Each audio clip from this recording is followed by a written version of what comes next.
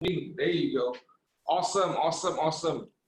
All right, we have about 267, 268 participants, 270 participants right now coming in online. We have about close to 500 people registered for this particular training session.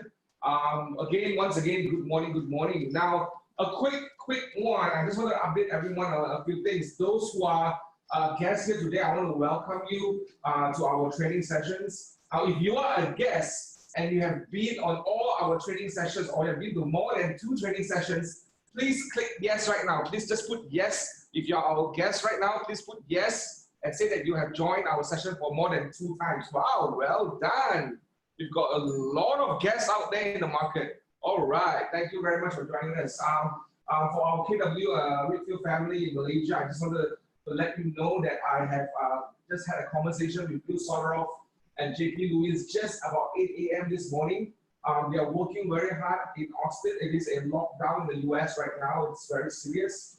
President Trump just about an hour, 2 hours ago has announced that likely their lockdown mode, it's up to April and looking at social distancing somewhere until June this year in the US. So do think about them as they're thinking about us, as they're thinking about us, asking us how are we doing, how are we coping, and what can they do more to help all of us. So I just want to let you know that globally, the whole KW family of 43 regions are together in this. Spain and Italy is KW Spain and KW Italy is going through a very tough patch right now. So I just want you all to remember them in your prayers as we are working together as a team in the whole world. Okay, let's get back to business. Sorry, John. Sorry. Yeah. Can you speak closer to the mic? Yeah. Okay, it's loud. Much better. Can you hear me now? Much better. Thanks. Okay, cool. Thank you for that, Marcus. What happened now is that we are talking a lot about shift this year.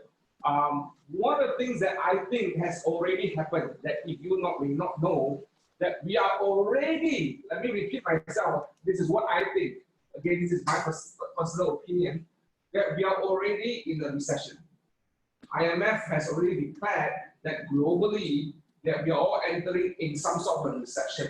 Now the goal is for the governments around the world is that they realize that this is a recession right now, but how can we stop this from being a depression? Right, the last depression we had was in 1930 when the entire US market collapsed. Now, so we are not saying it's going to be there, but that's the worst case scenario that we can see because this is something very unprecedented. And this is probably one of the most major shifts, even in Malaysia or the global perspective where every countries around the world, about 143 countries around the world are going through similar things that we are experiencing right now. So really a lot of the topics that we're going to talk about here today, it's something that is related to Shift, this book Shift, written by Gary Keller in 2009 during the global financial crisis, where how they had 12 tactics to support the MREA model and how the agents are deploying tactics in the current shift. Now today we are really speaking and talking about tactic 4.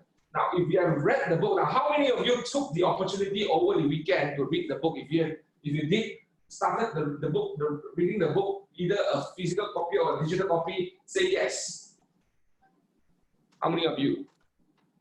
All right. Lisi Ho said yes. Yes, William, yes. All right. There's some yes here. Now, this is the absolute time to read the book. As you are reading the book, when we are teaching the lessons here, it will then resonate with you, right? It will then help you to have that deeper understanding on how the tactics work. Now, notice if this book says this, that this basically, it's not about telling you what to do in the market. It's about telling you what action you need to take, because today our business is defined by the actions that we take, not by how the market is right now. So one of the things that we're going to talk about today is really specifically in Tactic 4. And Tactic 4, a lot about how do you lead generate in an upshifting market? How do you do lead generation in the shift market? And it's a lot of how can we be very purposeful in what we do. When we make a call to someone right now, what are the conversations that we should be having? It shouldn't be the regular conversations we have with people right now based on the old market or based on the prior to shift. you shouldn't be talking the same way you were talking to them 2 months ago, a month ago, even 2 weeks ago. So some of the conversations and some of the trainings that we are doing today, together with George and I, is to help you have a concept or an idea in how do you lead generate and how do you have conversations in lead generating right now through your clients and your database. Now, you would have seen that there is pretty much very little minimal activity right now outside of your house. Right? So all the activity is happening inside, and this is the absolute opportunity for you to touch base with your customer or clients right now. Now, type yes if you have actually touched base with someone or a client over the weekend. How many of you have done it? There you go. Now, what are some of the conversations that you have? If you don't mind typing it on the screen right now or the chat box, give me an example of a conversation that you have. Anyone? Any conversation? What do you talk to them about? What was the conversation? Anyone? For those who have just typed yes that you have conversation with your clients right now, chat about commercial property situation. Really awesome. What else? Anyone? Send me your IC. Wow, that must be closing a transaction. BNM updates. All right. Anything that they need our help. Awesome. How are they holding up? Tenant looking for house to rent. All right. All right. Awesome. All right. What else? Keep on coming, guys. Now, these are the conversations that it's pretty difficult and complex from client to client. Let me repeat. You shouldn't have one script for everyone right now. You should have general questions for everyone, but you need to understand each client very detailedly and very specifically. So these are some of the things that we're going to talk about today. Also, I like all this sharing right now that we are having right now. Yeah, some of us are still doing deals and doing transactions right now. Awesome. George, are you on the line, George? Yes.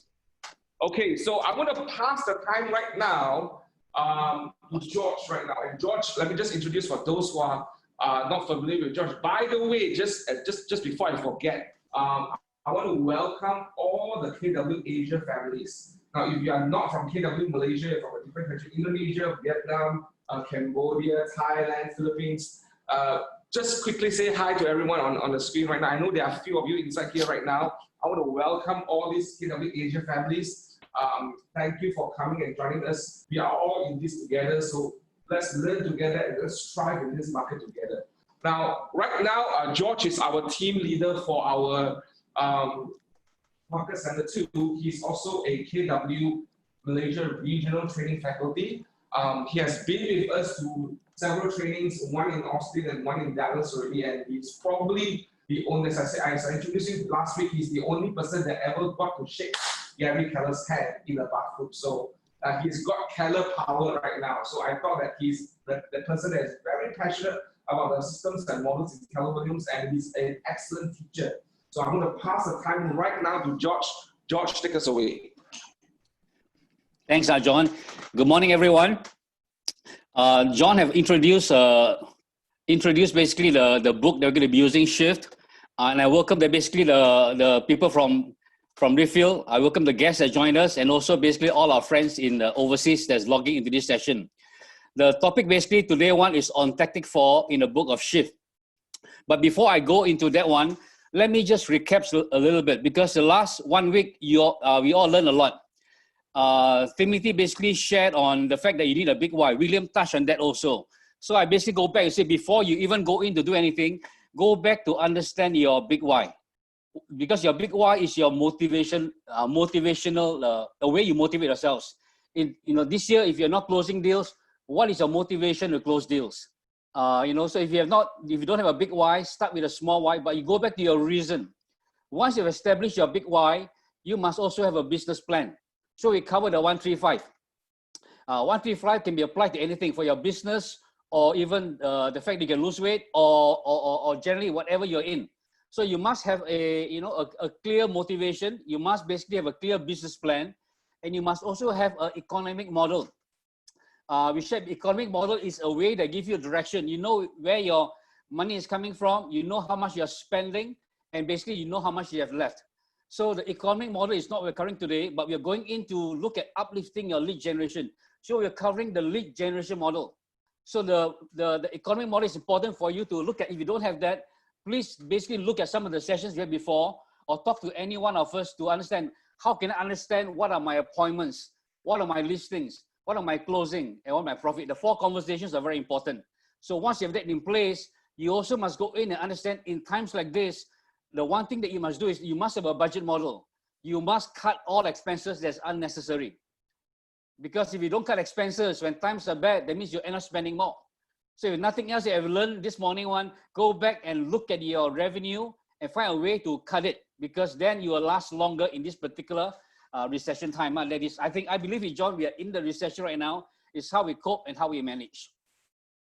Let me share you let me share the slides with you that we're going to be using today. You can ask questions as we go along. Okay, let me just tap the wrong button, share.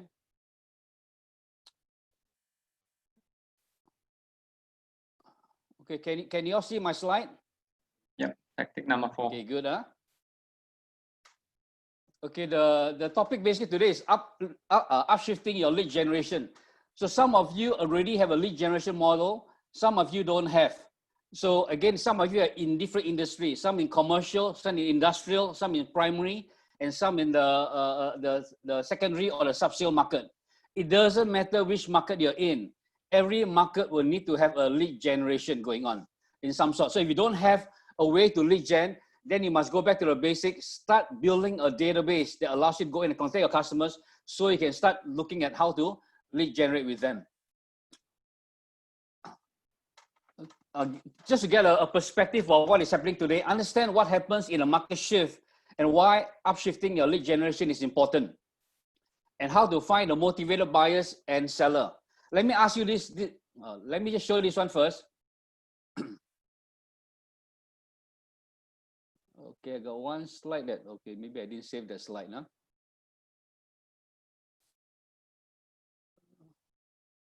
Okay, let's go back. Understanding what happens in a market shift. Hey, George.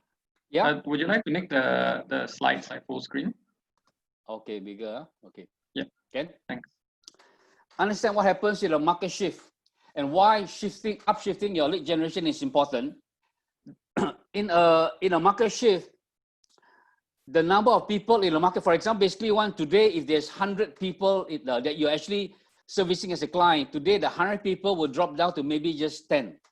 So there are people that are still buying and selling, sellers and buyers that are still available in the market, but they're getting smaller.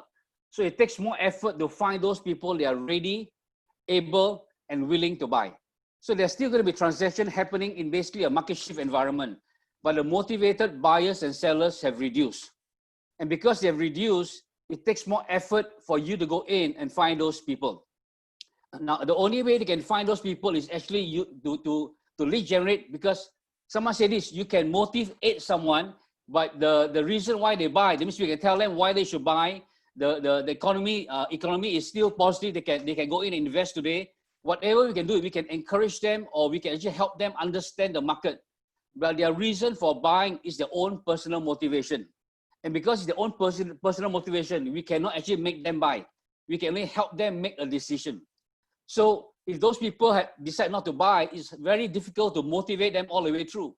So the only way that we can go in and close transactions, you need to find those that are already motivated to actually buy or sell. That's why lead generation is very important. If and again, what we're saying is you need to double down. If you are doing basically 10 calls a day, you need to double that to 20. If you are doing 20 calls a day, you need to double that to 40. The more you do, the higher the chance you have to go in and find those motivated buyers. So the challenge is for you yourself to be motivated so that you can find the motivated buyers. Okay, it's very important, remember that. And this one is to understand the importance of the lead generation. This one is a statistic done by National Association of Realtors in 2015. It says 88% of all buyers use a real estate agent. And the buyers want agent to help find the right home to purchase. That means today, if you go back to the buyer and say that, will you use a real estate agent to help you find a home? 88% of them will say yes. Same thing with sellers. 89% of sellers will say that if I go back and I want to sell my house, I will go back to the agent that's helped me sell the house. So the key today is that if the buyer or seller wants to go in and sell or buy something or rent something, will they remember you and will they get in touch with you? Really, in lead generation, that is the key thing, to basically gain mind share, so that the people that you know will actually contact you as one of the first or the second agent they will use to help them out. There's also a couple of myths that you need to look at when you look at lead generation. The first one that basically, for those that have never lead generation, you might be thinking lead generation is really difficult. I don't have time, I'm too busy, or lead generation will cost a lot of money. Now, this was exactly how Gary Keller, the author of the book MREA, he started with. These are basically his struggles. He's saying that initially when he came in, he didn't realize that lead generation is not that difficult. In his mind, it was a myth. He thought it was difficult. It would take a lot of time and a cost of money. And later he discovered is that I was confusing effort with enjoyment. Yes, it is difficult in the sense that it takes a lot of effort. But the activity of lead generation is not something he enjoys, but it's something that he needs to do. He did not know what to say and was afraid of making mistakes. He also realized that it can be overcome by developing skills in scripts and dialogues. And today I'll go through some examples of scripts and dialogues where it will help you to have more competent so that you're not afraid to do lead generation. Hey, George, can I add something here? Yes. In my conversation with Gary Keller in Dallas, when we were in the room of 100 regional leadership, and one of the questions that I actually that someone was asking, what's that one thing that all leadership should be teaching their people right now? And Gary just said this one thing point blank. He said is mastering the lead generation model and mastering lead generation. And people were asking him, hey, Gary, we've been talking about this for 35 years. Anything new for us or not? And Gary said this sort of thing, unless you have 100% of market share in business in the market, you don't talk about lead generation anymore. Until you become the only company in your market or the only agent in your area that's doing all the transactions, then you don't talk about lead generation, because that is the thing that they are still mastering after pursuing to master after 30 over years in business. And that's why they are still number one in the world right now, because the mindset that they have about lead generation is something they live, eat, and they breathe every single day of their lives. So these are some of the things that people were asking me over the weekend. Hey, John, why you talk about all these simple things? Why are we only talking about lead generation? Why this is so simple, and yet give us something new? And I asked them this question and say, why have you mastered lead generation? Have you mastered having enough leads coming into you weekly, daily, monthly, yearly, that you don't have to think about anything else? If you have not, if you don't have enough leads coming into you every single day, weekly, monthly, then you have not mastered lead generation. And all of us have a certain level of mastery that we need to improve and upgrade day to day or month to month. So just want to bring this perspective here that Gary Keller is teaching all of us. Every single day, lead generation is the critical component in your business. If you're not thinking about lead generation, then likely you are not thinking about your business in the right perspective. So I think that's something I just wanted to add. I thought that's a good perspective for us to have. Thanks a lot, John, for sharing that. I agree with you. Like I said, we're all learning together, so it's okay to make mistakes and then learn through. The second one is I've learned to make time and protect it. If you have not read the book, One Thing, you should do that. Again, this is the book, the One Thing. Again, it talks about, inside this book one, it gives you a little bit more on time blocking. And time blocking is a principle that's called time on task over time. That means you are doing the same thing over and over again until you achieve self-mastery. So again, I think Jonathan also mentioned this, success is a routine, success is boring. You do the same thing over and over again. That's why people basically give up, because it's boring. But in order for you to succeed, you must have a strong motivation to know why you're actually going and putting an effort that eventually achieve the result that you want. And the third one is that it doesn't cost a lot of money to do prospecting, but you need to learn to play red light and green light. And that's where you look at your budget model and say you only spend money on those things that can give you incremental results. So if you spend, for example, $1, you must make sure that $1 gives you back $1 plus more. It's a cost plus. Today, a lot of us will spend money, for example, for myself, I spend money to put it into iProperty. And many times when I put it in, I don't see the leads coming in. But yet, I have no choice, but I have to keep going in and invest in iProperty. Now, today, I realized that iProperty is one of the means I can use, but I can also go in and start making calls or do prospecting. Prospecting itself is not as expensive as marketing. And when I put in the money in, I want to monitor to make sure that that particular amount I put in will generate the amount of success that I have. Then if it's a green light, I basically invest more. If it's a red light, I stop. So the first thing basically is to understand what actually works for you and what itself is not working for you. Okay, very important.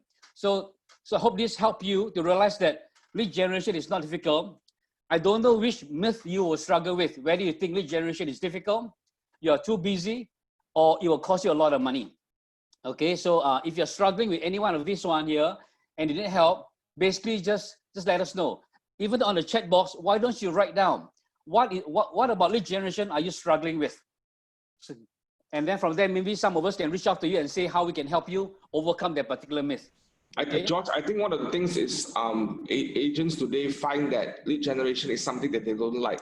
So I've got news for everyone. The people that I speak to, the top producing agents that I talk to from all over the world, everybody don't like lead generation. So you guys are not crazy or you guys are not abnormal. It is a normal thing because it's a boring thing and it is not something that's fun and it's not exciting because it's really putting your time blocking 2 hours or 4 hours a day just to call someone to see if you could serve them. Now that's not fun. But one of the advisors that Gary Keller said in one of the videos that I saw, I remember there was this lady from California. I don't know whether George you remember in the last day of a family reunion in Dallas on stage, she was interviewing this Californian lady, how she's closing like 300 or 400 transactions a year with 6 admins. And she was very open and telling everyone in the hall of about 18,000 people that she hates lead generation. She doesn't like lead generation at all. But when she started to build a business, she needs to put in effort to lead generate until she doesn't have to. So for the good news for all of us here is if you get so good at it and you systemize it and you know how to leverage, eventually the lead generation thing will work automatically without you being doing it. Right, that's the goal. Once you have hit that certain level, when you follow the model that we have, when you hit the level where you are able to do 50 to 70 transactions a year, potentially you are able to leverage on someone in the organizational model that we are teaching, the 4th model, how to leverage on other people to do lead generation for you. So that's probably a good news for everyone there, that you don't have to do this forever.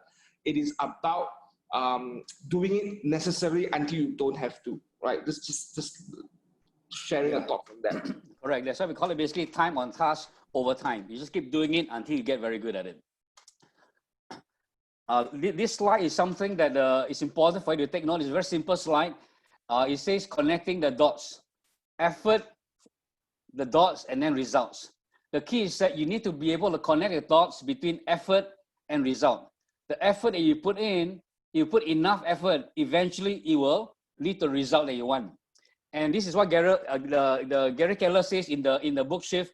I realized that the effort on generating leads will get me the desired results and success.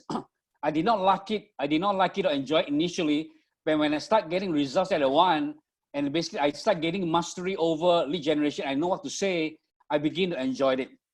You know, let me say this, you might not enjoy the effort, of doing lead generation, but if you can tie that into the result, if you do not lead gen, you will not be able to achieve your goals.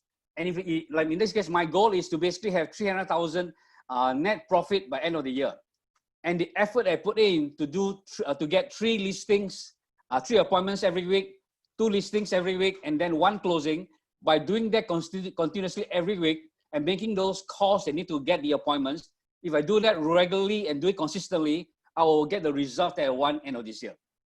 So you need to go in and understand your effort they put in will generate results. If you don't put the effort in, you will not see the result. It's just that simple. You need to connect the dots, so that you're motivated to see the results that you want. Very simple. Clarity, the clearer you are in terms of what you need to do, the easier it is to get done. Success is not complicated. It's very simple. Let's start with the first one. I've divided this session to 3 different parts. One is basically stop doing what doesn't work. Second one is start identifying what works for you. And the third one is basically ramp it up. That means if you know that it's working, do more of those things that is working. Okay. Now, because we have limited time, I did not go in and use all the training. The training materials provided one, it goes into a lot more information. But because this particular Zoom training one is a little more interactive, I did not go into that route. Okay. The first one basically is to stop doing what doesn't work. Stop spending time and money on lead generation activities that are not working. In this board here, you see there are three categories. One is list, one is priorities, and one is focus. What you can do is basically on the list, there are 10 things you list now you can do from door knocking, calling the people that you know, networking with agents, flyers, for sale by owners, or open house. List now 10 things that today you realize that these are the things that you are doing to generate leads. And once you have done that, you go in and think through. For example, if it's call to spear number 2-1, what is my success ratio? When I call, am I able to get a particular response or appointment from them?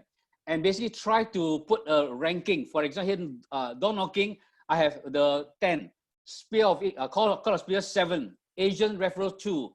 By putting the number of success under the list, you'll be able to start prioritizing them. For example, expired listings, one number 7, there are 14, which is expired list.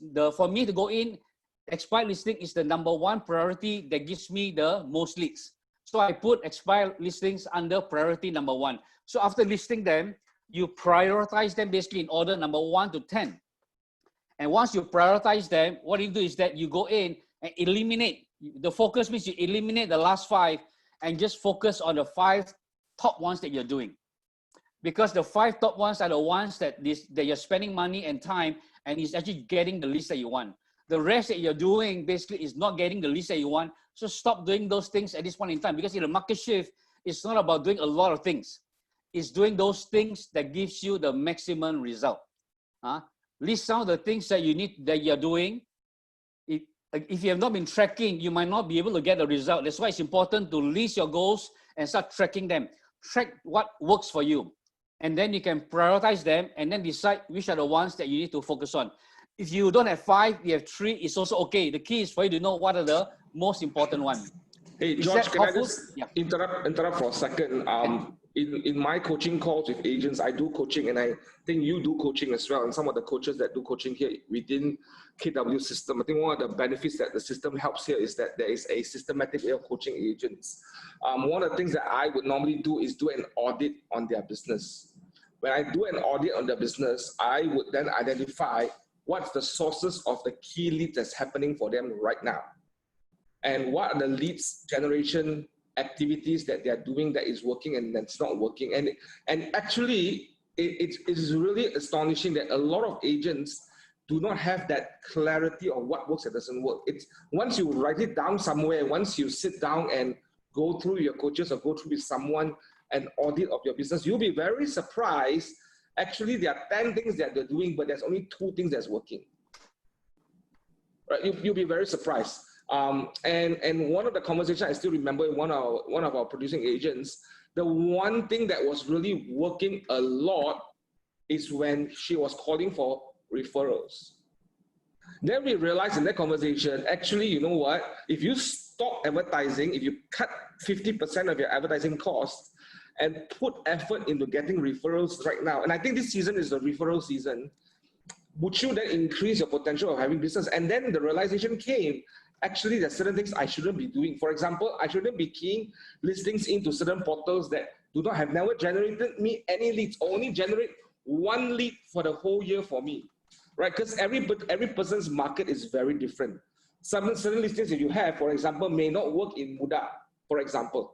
Some may not. So it's important and apparent for you to go down and have someone audit your business with you. And some of the things that we are doing for our top producing agents is we audit their business and to come to some realization that actually there are only 2 things or 3 things that I need to be doing. And then suddenly you realize actually it's not about, like what Josh said, it's not about us spending so much time doing a lot of things. It's about us finding what is the right thing to do that works for us. And I think to find the right thing to do is an audit and a coaching conversation is absolutely critical in this in this season. So I just want to bring that there. I think most agents don't realize, and they try to do everything, but they don't track one by one what works, and you go by percentage. If I ask questions like, do you know what's your number one source of leads? Start asking yourself this question right now. Go back after this call, sit down. If you don't have the privilege of having a coach, sit down. If not, you can reach out to George later where he's also available for coaching. Ask him or ask someone, ask yourself, what is the number one source of leads I've been getting for the past 2 years? What's the number two source of leads? What's the number three source of leads? And then you ask yourself versus what you are doing right now. And then you'll be very pleasantly surprised that you're doing so much, but only 3 things are really working. And why are we not ramping that up right now in this season? So I just want to throw that there. You're absolutely right, Hilmi. Auditing our business is something that we need to think about. A lot of people don't think about auditing their business. They think about going and just making that sale, which is not wrong. But when you audit, it gives you a perspective of where you are, so that you can get that and wait and hope and work on where you want to be. Because if you don't know where you are, you cannot go to where you want to be. I just want to take that opportunity to share that. George, go ahead. Yeah, thanks for sharing, John. Feel free to jump in anytime, because again, this is interactive. I cannot see the chat box. That's why some of the people in the group one will highlight, and then John will jump in to share whatever is beneficial for you all. No, we have gone in to look at lead generation from an agent side. But earlier we talked about basically finding the motivated buyers and sellers. Let me just jump back a little bit. Some of you might be struggling. How do you find the motivated buyer and sellers? How do you identify whether these buyers or sellers, they are ready to actually buy? Now, John, I don't know whether you can help with this one here, because I know you actually go in and you would identify people with this, or you do a need analysis to look at the finding out basically whether the sellers or the agents want the motivated. Is there anything you can share in terms of how to find or motivated sellers or buyers in this particular the shift time? Yes, so basically, you're talking about sellers or buyers, right? You're talking about having conversations. At this point, let's look at buyers, for example. Yeah, okay. Sellers. Sellers. Okay, let me switch my camera. I'm going to use my my chart right now. Can you guys see my flip chart? Is it clear? Maybe you can share the screen first right now, okay, George, so that the focus is on my chart. There you go. Thank you. Okay. Now this is. Now give me a script right now for everyone. Now give me a script right now that you normally call your buyers and try to have conversation there. What is the script that you are using right now? Anyone? Just type in the chat box. What's the first conversation starter that you have right now? Do you want to sell? What else? Come on, give me. What else? How have you been? Awesome. What else? Hello. Okay. Thank you for that. What else? What would that opening conversation look like? How are you? What do you think about? You must have greeting to the buyer. How are you and your family? So this is a script that I want you to think about right now. Number one, ask them how they are and what you can do for them. Now, once you have done that and you go through the break ice thing and all that, right? I want you to remember this concept. Okay, I want you to remember this concept. It's called the needs analysis. This is a very powerful concept. So is Ray working out for you? Can you guys see this? Right. Okay. This is the kung fu here, guys. You better pay attention in the next 5 to 10 minutes. This is how you have conversation with people. There is this something called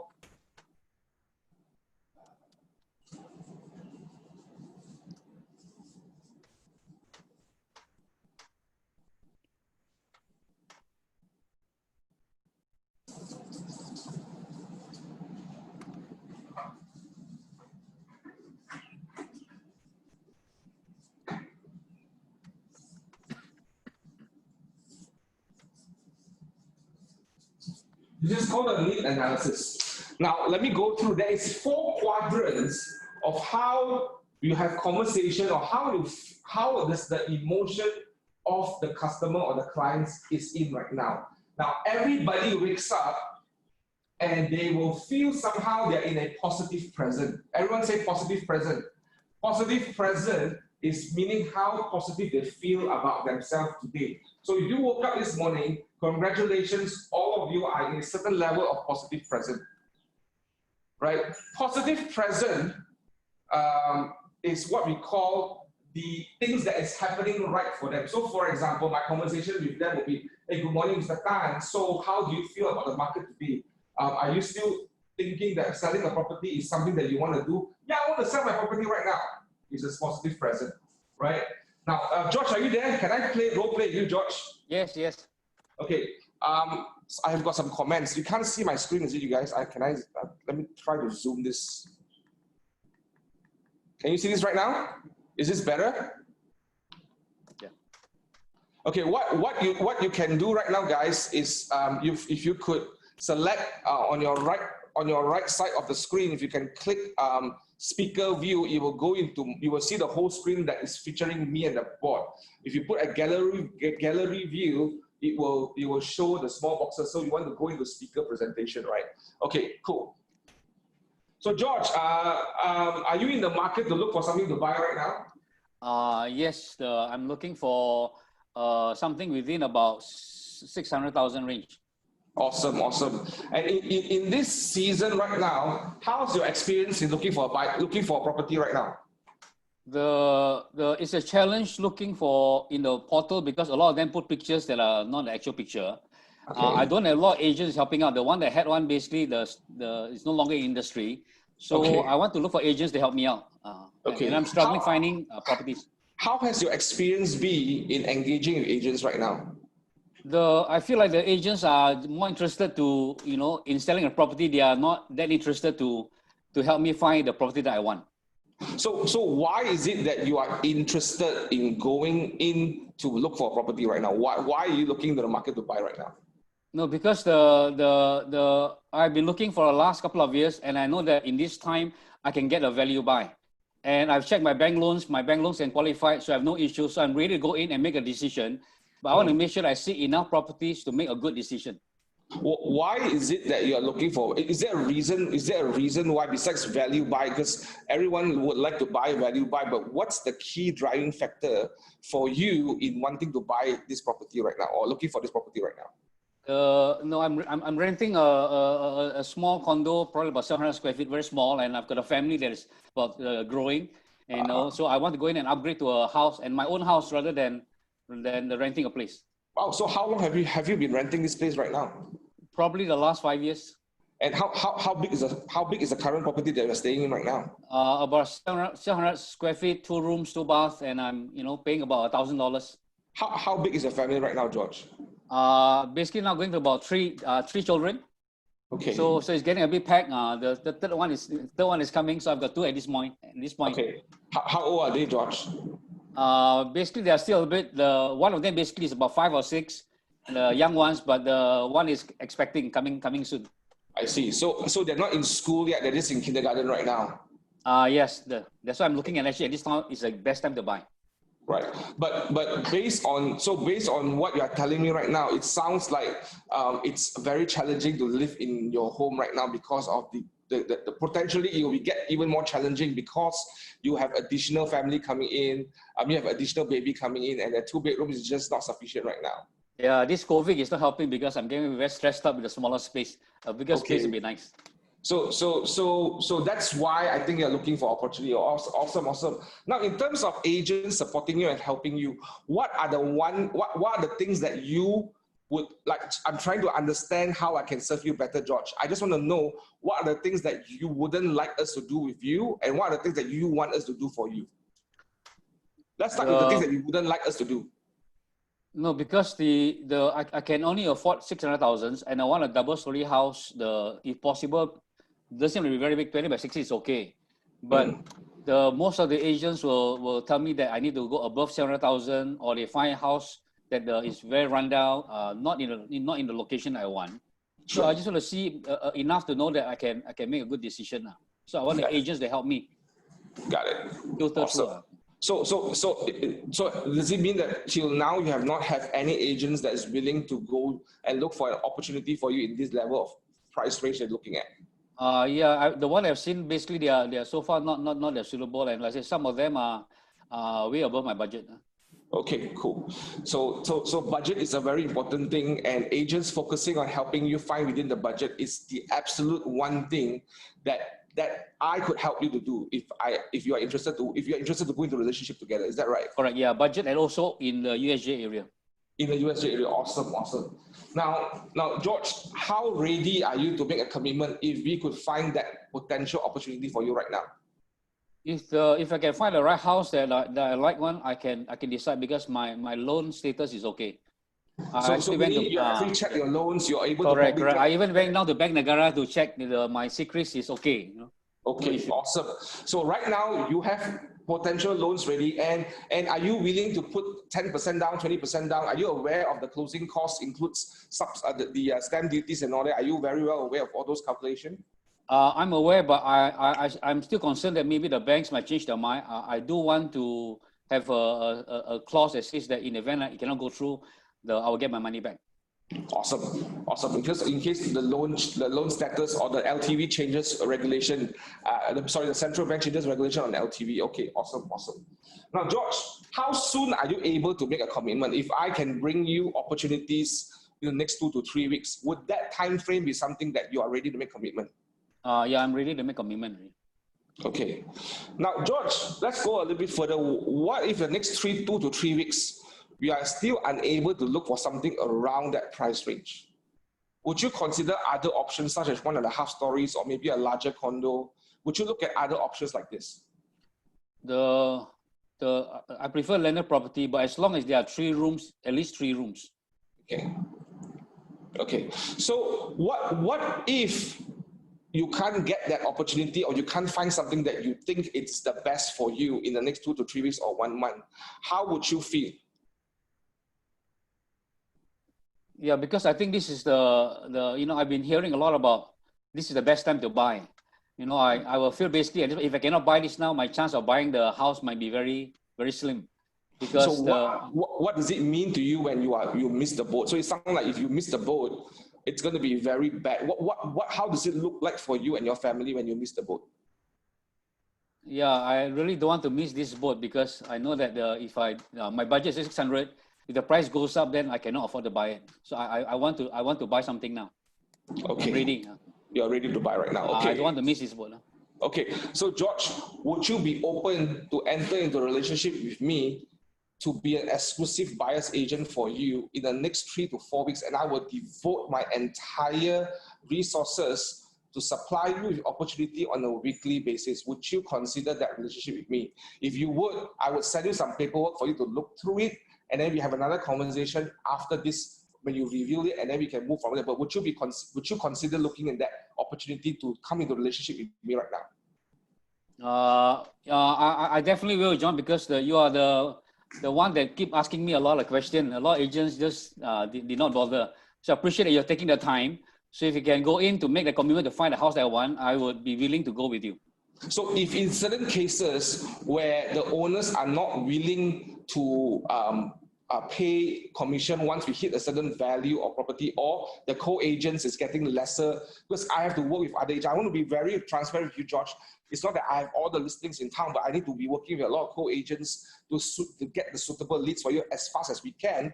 And if they are getting a cut on the commission because we are trying to get you that particular units of choice, would you be open to pay me a buyer's commission as an agent? I will represent you only. Would you be open for that? The first time someone mentioned that, so I thought the seller pay one. Yeah, correct. Sellers pay. But what if I cannot? What if, as we are journeying in this journey, and we could find a very motivated seller to sell, which I think we could, and I'm very confident we can find something for you in the next 3 to 4 weeks. But in the event where there is this opportunity for us to use commission as a negotiation point so that we can get a win for the seller as well, to reduce his price to hit that level. And you and I know today you have been trying to find a property for a very long time in this range, and it's not working out for you. But if we do get there, as I say, if we do get there and commission becomes a challenge for both agents to work on, would you be open to pay me 1% of the particular sale price for me to get that listing for you? Would you be open for that? And I say that's an option only if I cannot find an owner that's willing to pay 2% commission. Would you be open for that? I think that's fair enough because like I say, as long as you can get me a house that is a good buy, you know, I think it's okay, can consider. Awesome. Thank you very much. Okay, bridge script here. Guys, what are you learning right now? What I just did, I brought him from a present future to a negative present, a positive present to a negative present.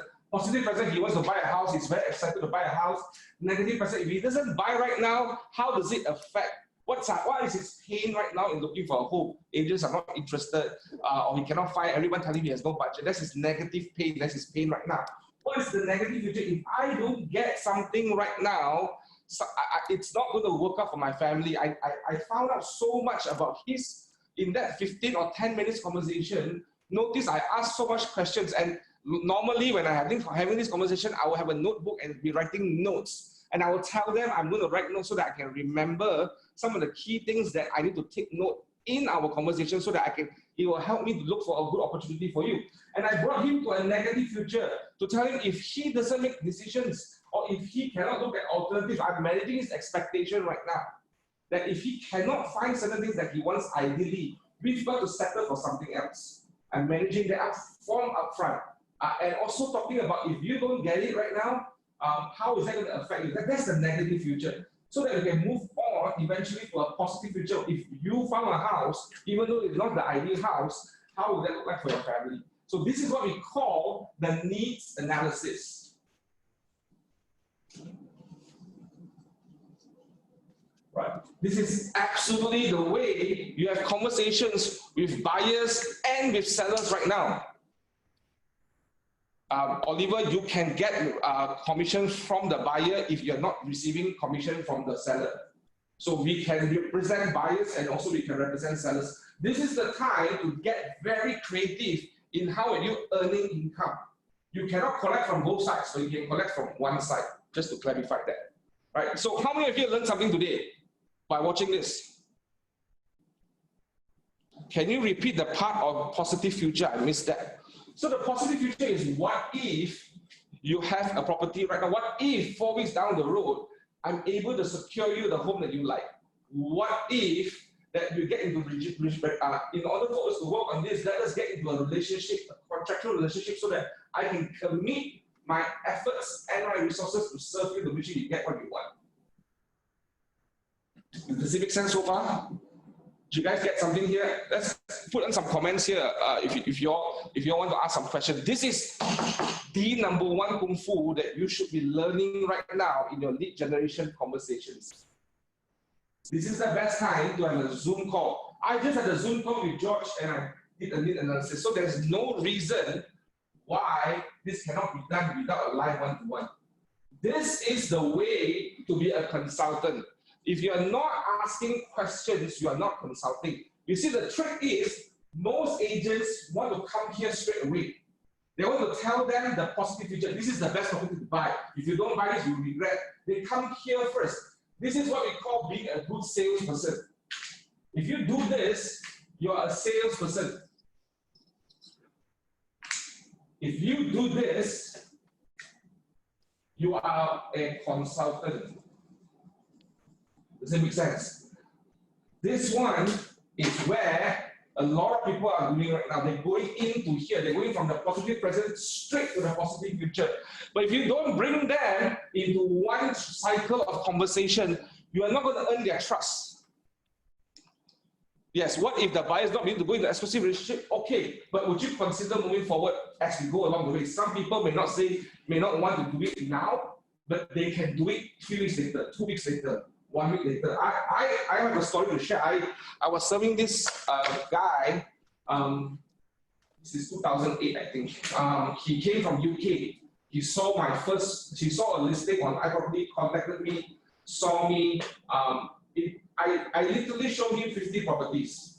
It came to a point when he decided, he said, I'm not going to call anyone anymore. He didn't want to sign an agreement with me because he was not comfortable being a new person in the country.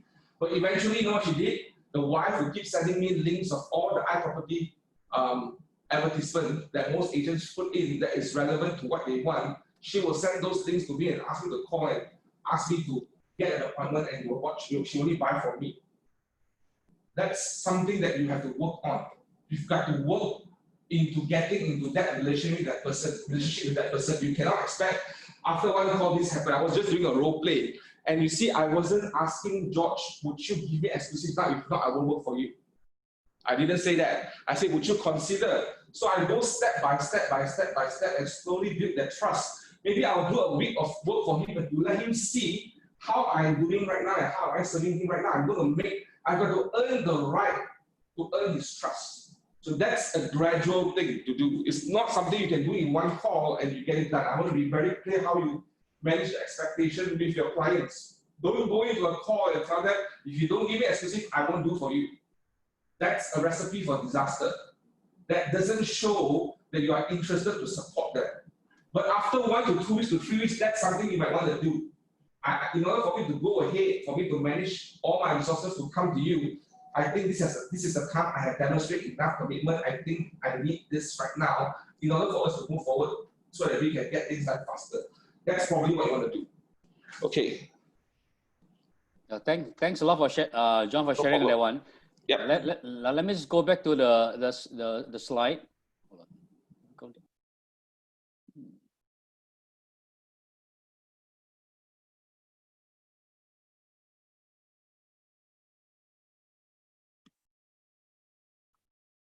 Question here, I just want to address. Sorry, yeah. Go ahead. There are clients that feel so bad that they have seen so many properties through us that they go to other agents. How to avoid this? I think the best thing you could do is to be very clear and manage the expectation of what the client needs are.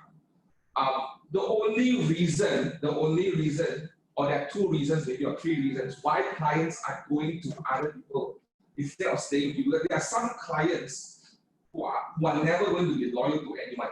So to have the expectation of I only serve loyal clients, it's not going to work in this market. Clients are only loyal to people who can give value to them and their standards. So the only reason that the clients are going out there is because they are afraid they are making the wrong choice. They are afraid that whatever options they are giving them is not sufficient and not enough. So in your presentation to them of the opportunities that you have for them, make sure you cover wider angles. I give you an example today. If you are showing a person who's buying a home, a 3,000 square feet unit apartment in Mont Kiara, or they're looking for a condo, for example, you need to go and show them a bigger coverage. You know what, Mr. Tan, I want to take 3 days of your time for the next whole weekend, or next 2 weekends. For the next 2 weekends, I want to show you 20 opportunities or 10 opportunities. That's how you tie them up. That's how you build relationship. You cannot show them 3 or 4 properties, or you have, in your question, you say you have shown them a lot, but maybe you need to show them options that's available outside of their sphere. For example, if I only want Mont Kiara, you know what? Would you consider looking at Hatamas? Would you consider looking at Jalan Kuching? Would you consider looking at Taman Tung? Would you consider looking at Mont Kiara Taman Serang? Just give you an example. These are some of the strategies that you can do to lock them down. Yes, it's a lot of work, it's a lot of effort, but eventually some who choose to go to other people, you can't stop that, right? Because there are a lot of agents who train commission and then you can't stop that from happening. But if you do your best to cover as much as coverage you can get, your chances of closing the deal is a lot higher. The goal is to do this. The goal is to increase the opportunity chances, to increase the odds again in your favor. Right? If your odds are with you in your favor, you have done enough coverage, you may lose 1 deal or 2 deals. But if you have 10 particular people that you're working with, 8 goes through, 2 doesn't go through, that's the life you have to accept and live on, right? I hope that answered the question. Yeah, go back to you, Josh. Okay, thanks, John. Now, because the topic is basically on lead generation, I thought that what John shared is important because we are dealing with people. So when you go with people, don't be a salesman. Learn to move and shift so that you become a consultant.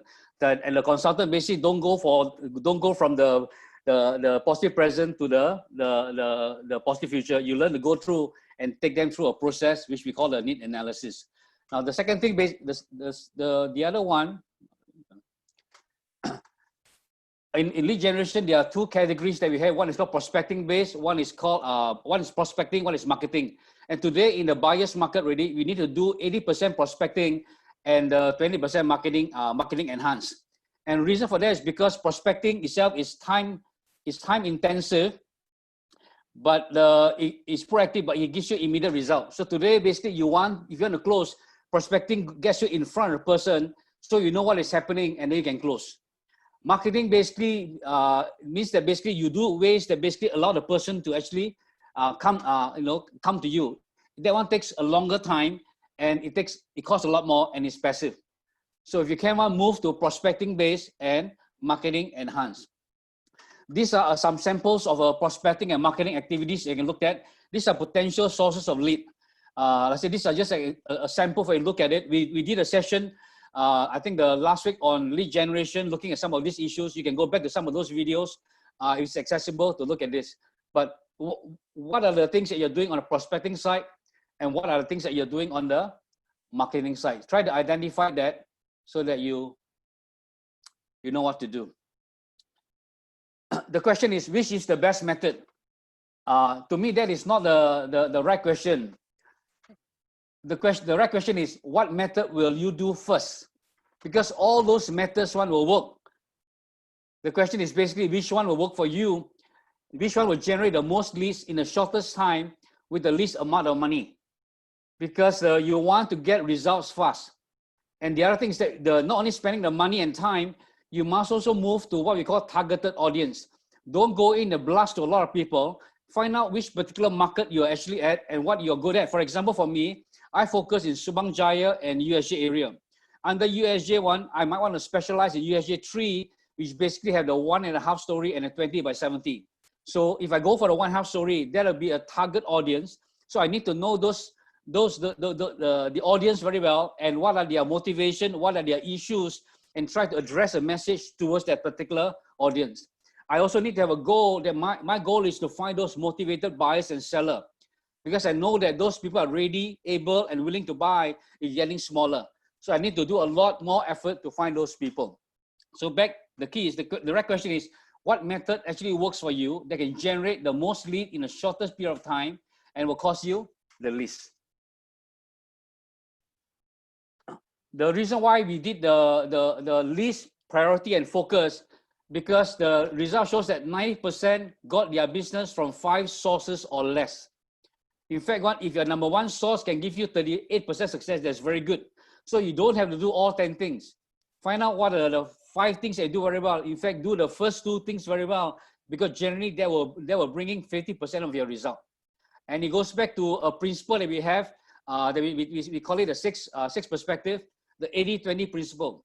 The 20%, the 20% activity you're doing will produce 80% of your result. These 20% activities will be actually these 5 sources and lead generation. By doing lead generation, you focus on the type of sources that you do, and this will produce 80% of your result. Okay, I hope you understand that one. 20% effort producing 80% result. Most of us do 80% effort that generates 20% result. So you ask yourself today, are you working very hard, doing a lot of things, but you're not seeing the result? Maybe you are actually going in and doing 80% of those activities that is maybe not your priority. Reevaluate so you do the top 20. So you are more focused. Now this one here is something we shared before also, that when you do lead generation, you must also have a model. Because now that we know basically what we should not do, we need to move on to what you should do. And the one thing that you should do is should be doing more lead generation. The first thing is, if you don't have a lead generation model, you need to establish that. And this is a model that basically we use under Keller Williams here, that basically there are 7 stages here that you can see. The top part itself, this is divided into 2 categories. One is the people you have not met and the people that you have met. Let me just get my pointer out, that might help. Yeah, the people you have not met and then people you have met. So the lead generation itself is prospecting based and marketing. Lead generation will actually create new prospects and leads to go into your funnel. So within this funnel or database that you have, the first thing is basically try to capture the data. That means the name, the phone number, if possible the email, and a little bit more information about the client. Now this particular, the client that you have, whether it's buyer or seller, is a one-way. That means you're talking to them, but there's really no interaction going back and forth. And what you can do is you can offer them solutions that they might be interested in, but trying to build a relationships that is a two-way. Once they're interested to establish a rapport with you, it goes to what we call the third stage, that you have connected with them. Now it's interactive and you can add value to that relationship. This is where we will go in and look at what we call 36 to convert or the 33 touches. Things that I can do to build relationship in my client over a period of 1 year. Okay, let me go backwards. First, you capture them, and then you build relationship with them to the point that they want to do business with you. You move them to a category, basically here connected, where you begin to add value into the relationship. Maybe not today, but after 3 months or 6 months later, they're interested to go into a relationship with you where they want to buy something, or they want to maybe sell or rent their properties. The fourth one is basically where you begin to nurture the relationships, interactive and action-based. You are doing more things together. Eventually, it will lead to where it generates a lead for you. The lead basically can be a new lead. That means the person will give you a new business, a repeat business, or a referral. So the goal in all this lead generation is to go in and look at possible ways that you can get a new business from the relationship, a referral, or a repeat business. And this repeat business can either be with sellers or with buyers. Hey, George, can I ask you a question? Right now, in your own personal business, are you dividing up time equally into working with sellers and buyers, or you're just talking to sellers right now? What's your strategy right now in this short term? Okay, because I'm actually focusing more in the secondary market, and I work with listings a lot more. And then really today you need to work with your listings, because your listings will actually generate buyers. So my first goal is going back in our database to work with 325 owners. Now I've been in this industry for 15 years now. So in my database, I'll have pretty much close to 3,000 and above in terms of the number of people in my database, or rather in my contact. But those 3,000 and above, not all of them are useful. That means basically some of them I don't know. So I need to go in and reduce the 3,000 down to 300. 10% of my database is the one that basically will give me the repeat business. Yeah. So if you don't have a database and you have a lot of customers, try to organize them down to a number that you can use. Now these 325 people that I have, now I'm building it up. That's what I'm doing. Once I have these people, my goal is that I follow up with them 4 times a year. Every quarter, I give them 1 call. Okay, so if you don't have that, my first thing is organize them into 325 people, and then from there on, give them a call every 3 months. That means I'm following up with them once a year. Yeah. So that's the first thing you need to do if you don't have anything. So that's what I'm doing right now, basically going into my sphere of influence, working with those owners.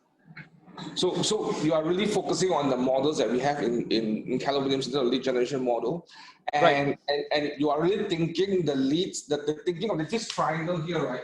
This is the triangle. This is like okay, if you don't remember anything, remember this triangle: leads, listings, leverage. Now, if you are not waking up every morning and thinking about the leads and the listing you're getting and how you're leveraging on getting all these things right then, you are in trouble right now, because likely your business is not in a right position, or it is not in the right sequence. What George is telling you right now, he has 3,000 database, he's going to work in the top 10% of the database. Maybe he can go, you have time, you'll go 20%. Once you hit 10%, you'll probably go 20%, right? Yeah, can someone please put my screen, spotlight my screen, please? Thank you. Guys, get to be a little bit more, yes, thank you. Please be a little bit more alert that when I'm talking, you can spotlight me straight away. Guys, sorry, can you guys see this right now? Right, so the leads, listing, leverage. This is in the MRA book. Can someone remind me what page is this on? If someone can check, I think it's page 20 something or something like that, I can't remember. It's definitely in the MRA book. Page 142, there you go. Are you sure it's 142? I think it's in the beginning. Yeah. Leads, listing, leverage. The leverage that probably George is talking about right now, he's using is probably Command. Yes. Yes, page 42. Thank you very much. It's in the front. Yeah, page 42, where this chart is there. Then you have to think about the listings and the leads. Listing is leverage to get leads. Would you be attracting more buyers right now if you got value buys in your system, in your offering right now? Say yes. If you agree, me say yes. Would you attract more buyers to you right now if the listing inventories you have right now are off 20% below market value, for example. There you go. This is where you need to start thinking like that.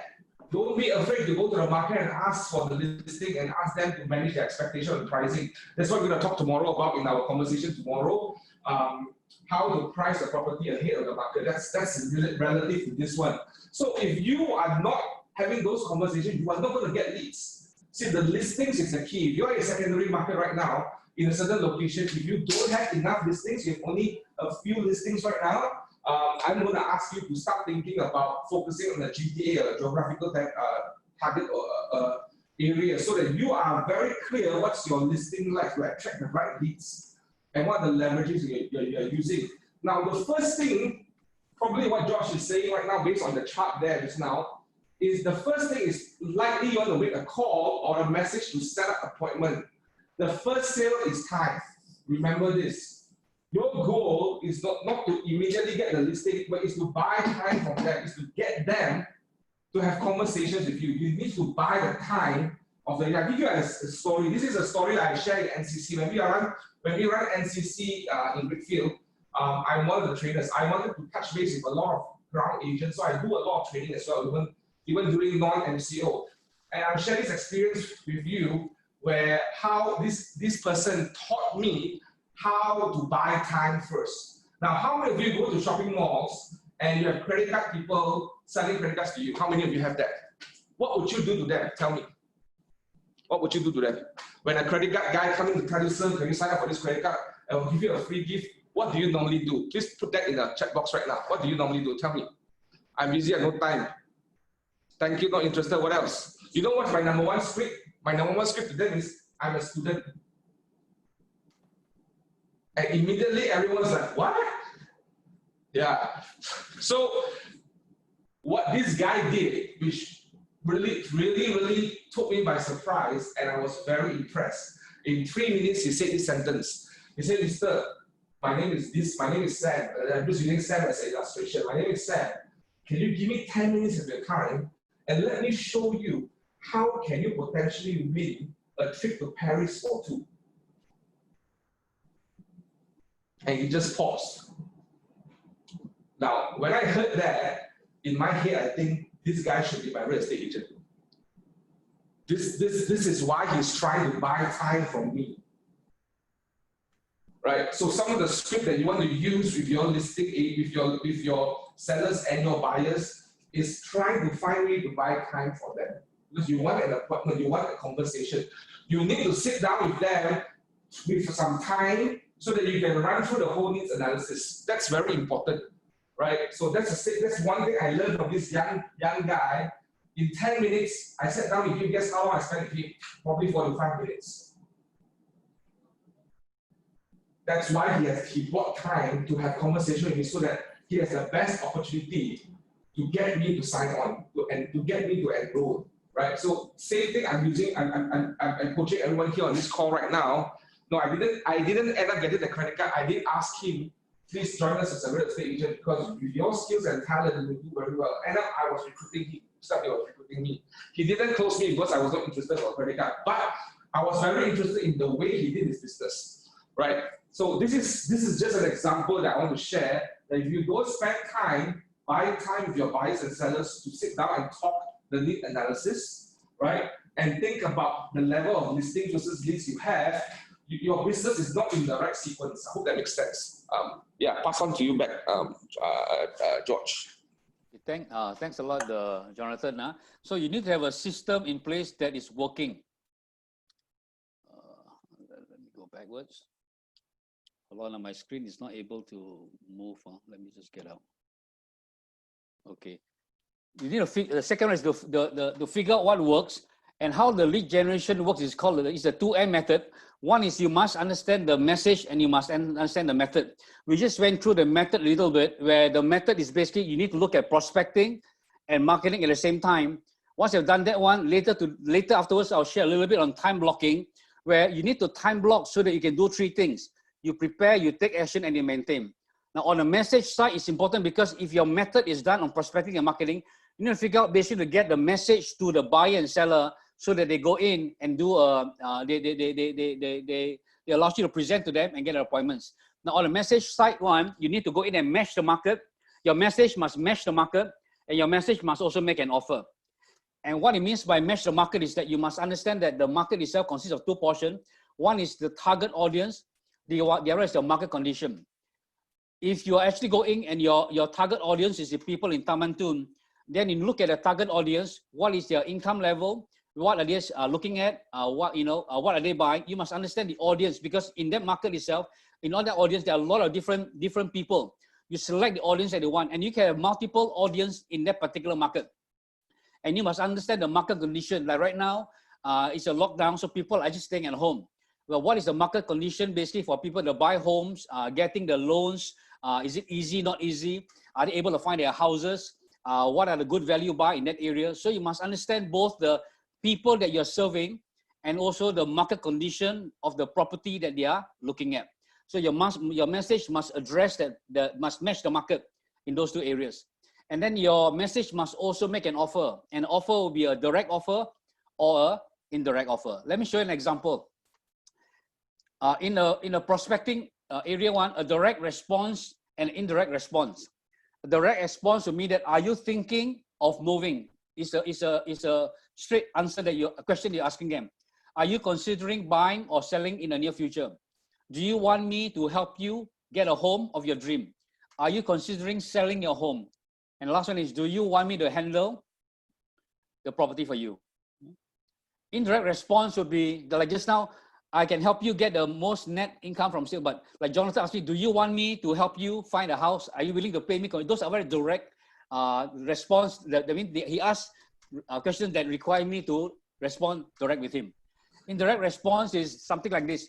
Would you like to know the value of your home? Visit my website. Get my list of best buyers. Call this number now. I know 5 great ways to get your home sold. Call me. You're not asking them to buy or sell a house, but indirectly you're asking for something that will lead to that. So the response regards those two areas. Yes. Yeah, one thing to add, if you notice all these scripts that we are sort of throwing to you right now, notice that they are not statements generally, they are actually questions, or they are, what do you call that, call to action statements, right? Asking questions is probably the best what you need to do right now. Asking them questions. Can you, are you interested to sell? Are you interested to buy? Why are you buying? Why are you selling? So asking questions is absolutely critical right now. Do not tell them. Now, if you are in the market, especially in the slightly upper range market, the 1, 2 million, 3 million market, this is not the time to show off that you're smart. This is the time to show off that you care. Now, I always have this rule of thumb here to people who are selling the property that's likely above 1, 2, 3 million ringgit. Likely there are people who are more wealthier. My mentor once told me a long time ago, if the guy is more wealthier, he's buying a property that you and I cannot afford, likely he's smarter than you and I. I repeat, if this person is buying a property that you cannot afford, likely he's smarter than you and I. So it's not time to show off your smartness, it's time to show off how you care for them. And then in your caring, show them things that they may not know, right? I just want to put it down there. Don't go into what I always see agents, they go into an argument with the client. No, you are wrong, I'm right. I know you are right, I'm wrong. And you're trying to convince them to follow you. And that's where the lot of tension is created in that conversation. So I just want to highlight this when you're marketing and all that. I would absolutely refrain from, even in my conversation, that I'm the best agent here right now. Yeah, right. That's the first thing in their head right now. Yeah, right. He's the best agent right now. He's like, you're telling him that you are better than him. So I will refrain from that. I will, however, talk about the language of real estate. Now, if you have been Keller Williams long enough, you know the law, the language of real estate.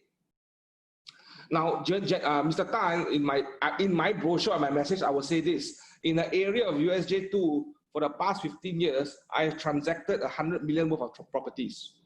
I currently have 50 listings in USJ1, 50 listings in USJ2, and I secured 30 tenant transactions in the past 6 months. This is what I do. that is more powerful than telling people we are the best. Highlight the language of real estate. This is so powerful in your marketing, in your wall of value, that you add value to your clients, and to showcase your value to them. Let the number do the heavy liftings, right? This is important. If you cannot have the numbers on your own, leverage on your company's number. Like some of the agents, I tell them, if you are still new, it's okay. I'm with this company in 2019. We did 3 billion worth of transaction right now. 3 billion worth of transaction. We average about 300 over transactions per month. I'm a part of this company, and we are training every single day so that I can support you the best. That's your language of real estate. Does that make sense so far to everyone? If you understand what I'm trying to say yes. All right, awesome. Back to you, George. Okay, good. There's also basically a 1 to 2 punch. You can actually combine the indirect with direct together. For example, I just sold a home down the street. I was wondering if you know anyone else who might be interested in selling their home. No, well, great. And then a direct follow-up for that one would be, before I leave, do you mind if I ask you another question? Are you considering selling your home? So you can combine basically indirect and direct together. Same thing with marketing. Interested in lots with the best view, call today or visit my website. I noticed that you call our number inquiring about lots with view. When can we get together to take a look at them? So this direct, indirect is something you can think about, because most of us don't think about how we work our messages. What I'm encouraging you to do is, because of time-wise, I cannot go through a lot of examples to work through, but you must have combination of direct, indirect, or both in your messaging. When you look at people also, you can have, because your audience consists of basically different kinds, like millennials, Gen X, the young boomers, older boomers, the silent generation, people of different age group, their buying patterns and their needs are different. So you might need to target based on different age group or different, in this case, even for example, different personalities. People that are, the DISC, some people can take direct, some people are indirect ones. So you need to know the different people that you're speaking with, so that you can actually go in and adapt your style so that you can relate with them more. Hey, can I talk a little bit about DISC right now? Yes, please. I think it's very important, because you must understand the people that you're working with. Can I have the screen back, please? Thank you. Can you please take away the sharing and then let me go? This is critical. This is very critical. Now, how many of you have this experience? Oh, the customer very difficult. Ask so many questions. The customer very calculative one. Why so complicated? Why so mafan? Why so many things before you make decision one? How have you experienced that before? You're so difficult. This is a very difficult person. Why the husband so nice, the wife so difficult? Or why the wife so nice, the husband so difficult? Have you experienced that before? Right? Now, why is that happening? Why is that happening? It's because all of us are made and created differently. There's a behavior profile that we need to understand. Now, there are many behavior profiles right now, Rick Myers, Strengths Finders, there are many behavior profiles, but this profile, or what we call the DISC, is what I think is the simplest format for us to understand. So what is D? Anyone know what is D?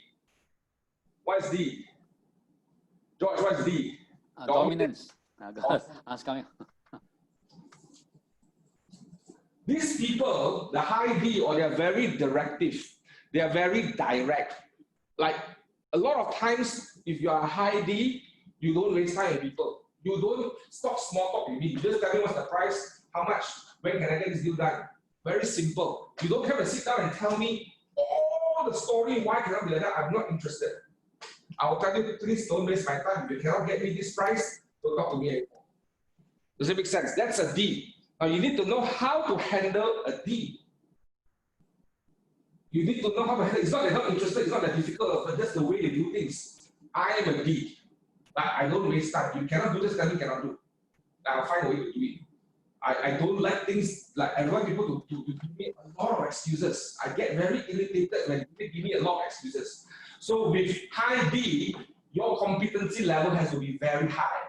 Your ability to understand, if I ask you a question, you better tell me now.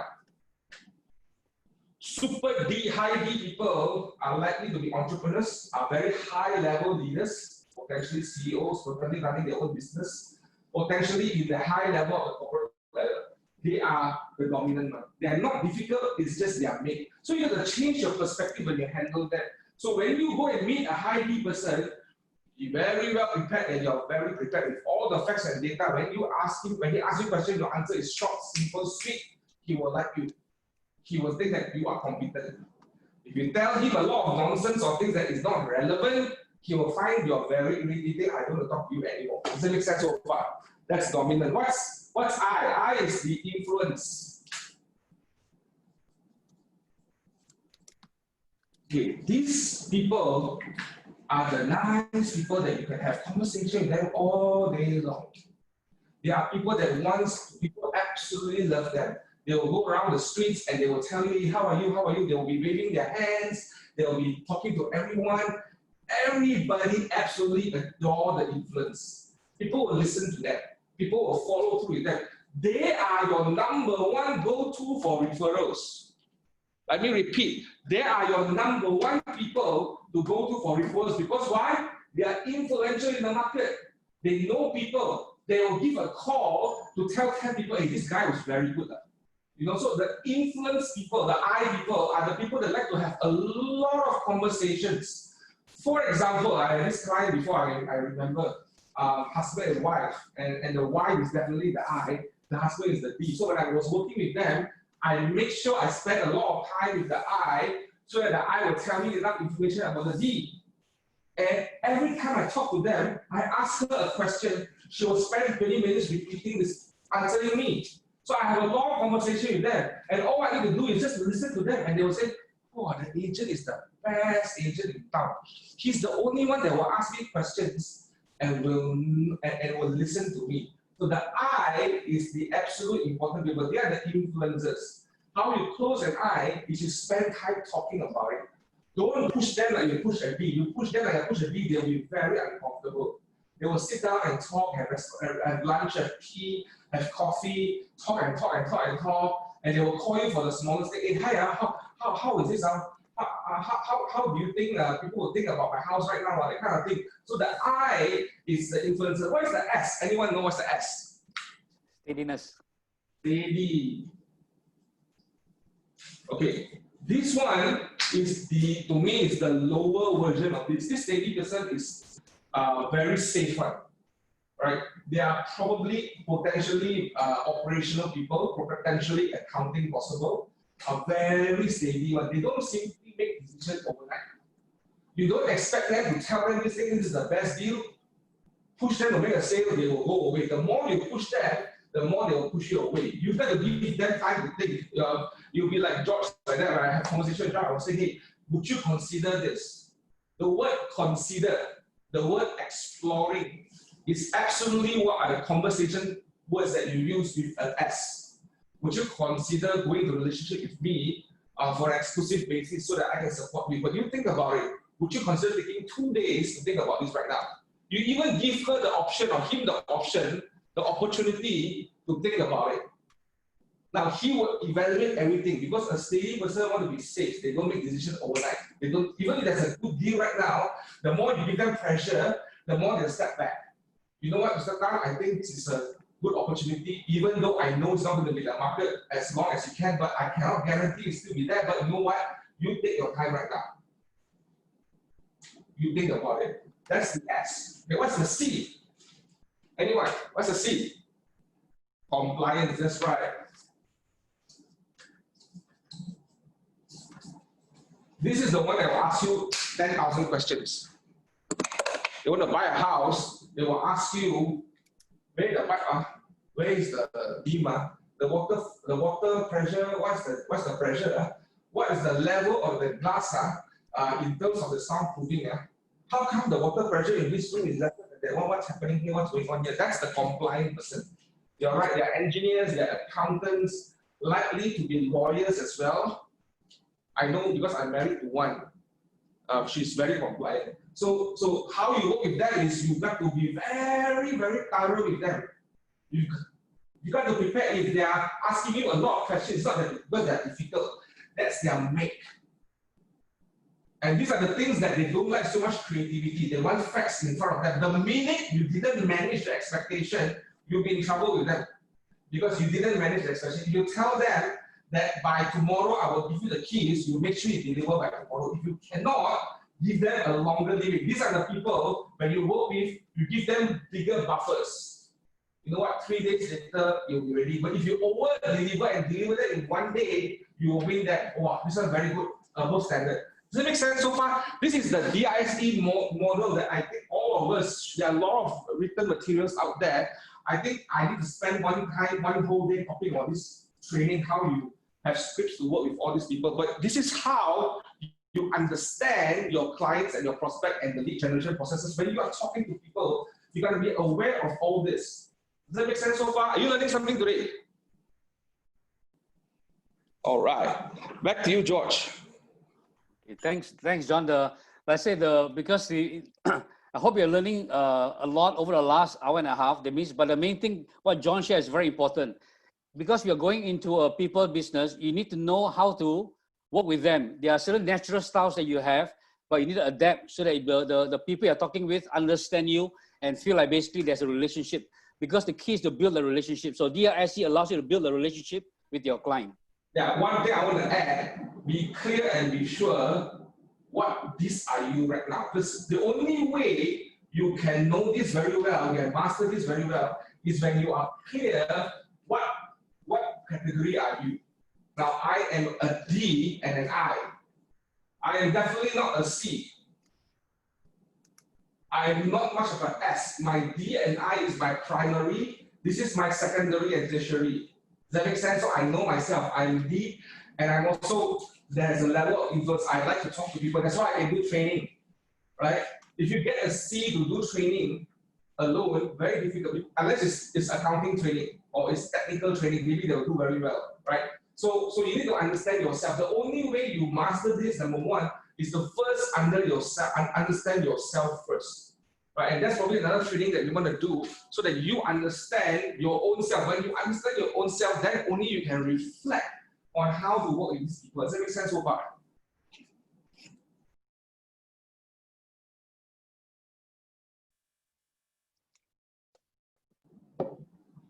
Back to you, George. Okay.